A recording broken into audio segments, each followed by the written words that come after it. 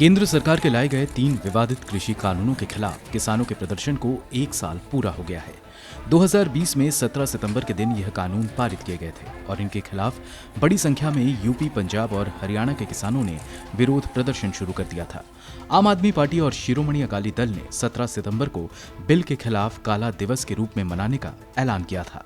केंद्र सरकार का दावा है कि ये कानून जरूरी सुधार है जो किसानों को फायदा पहुंचाने के लिए जरूरी थे, जबकि किसानों का कहना है कि ये कानून कृषि क्षेत्र पर कॉरपोरेट कब्जे को बढ़ावा देते हैं। केंद्र के 3 नए कृषि कानूनों में किसान उपज व्यापार और वाणिज्य अधिनियम 2020, आवश्यक वस्तु अधिनियम और मूल्य आश्वासन और कृषि सेवा अधिनियम पर किसान समझौता शामिल हैं, जिन्हें ऐसे समय लागू किया गया था जब देश में कोरोना संक्रमण की पहली लहर के हालात बेकाबू हो रहे थे और लोगों को तुरंत राहत की जरूरत थी।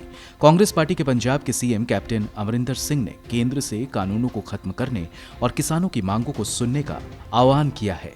गौरतलब है कि इन सुधारों की मांग किसानों ने नहीं की थी, बल्कि किसान तो इनपुट लागत, एमएसपी और ऋण माफी, विलंबित भुगतान, कम बीमा कवरेज जैसे मुद्दों पर कई वक्त पहले से विरोध जता रहे थे। 2017 में तमिलनाडु के किसान जंतर मंतर पर विरोध प्रदर्शन करने पहुंचे थे। 2017 में मंदसौर में भी आंदोलन हुआ जिसमें 6 किसान मारे गए।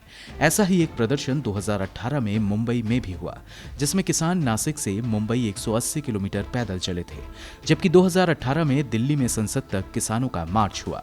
द हिंदू ने इस साल जून में सीएसी की report state of environment in figures 2021 के हवाले से लिखा कि 2017 से 2021 तक किसानों के विरोध प्रदर्शनों की संख्या 5 गुना बढ़ी है। इसमें कहा गया है कि 2017 में 15 राज्यों में 34 विरोध प्रदर्शन हुए, जो 2021 में 22 राज्यों और केंद्र शासित प्रदेशों में बढ़कर 165 हो गए। रिपोर्ट में यह भी कहा गया है कि देश भर के 52% जिलों में अब भारत में जमीन के मालिक किसानों की तुलना में अधिक खेतीहर मजदूर हैं। किसानों की मांग है कि इन कृषि कानूनों को वापस लिया जाए। इसके लिए उन्होंने कई वजह दी हैं। किसानों को नए कानूनों के आने से कॉरपोरेट अधिग्रहण यानी टेकओवर का खतरा सता रहा है। कृषि कानूनों ने कृषि उपज की बिक्री, भंडारण और मूल्य निर्धारण की शर्तों में ढील दी है। किसान उपज व्यापार और वाणिज्य अधिनियम 2020 को लेकर ऐसे दावे किए गए हैं कि इससे राज्य नियंत्रित बाजार और मंडियां अंततः बाईपास और नष्ट हो जाएंगी। मूल्य आश्वासन और कृषि सेवा अधिनियम पर किसान समझौता को लेकर चिंता जताई गई है कि इसके जरिए बुआई के समय सुनिश्चित आय के नाम पर किसानों को अनुचित शर्तों और उपज की अस्वीकृति, विलंबित भुगतान और अपर्याप्त निवारण तंत्र जैसे शोषणकारी परेशानी का सामना करना होगा। आवश्यक वस्तु अधिनियम के जरिए होर्डिंग और ओवर स्टॉकिंग पर नियंत्रण में ढील दी गई है। इससे कीमतों में वृद्धि होगी और किसानों का इस पर से नियंत्रण खो जाएगा कि उन्हें कौन सी फसल उगानी है, क्योंकि निजी मंडियां अपने हितों के अनुसार इसका फैसला करेंगी।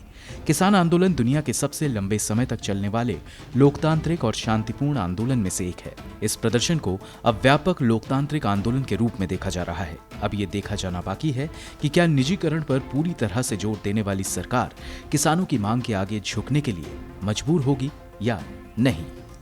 ब्यूरो रिपोर्ट, गो न्यूज।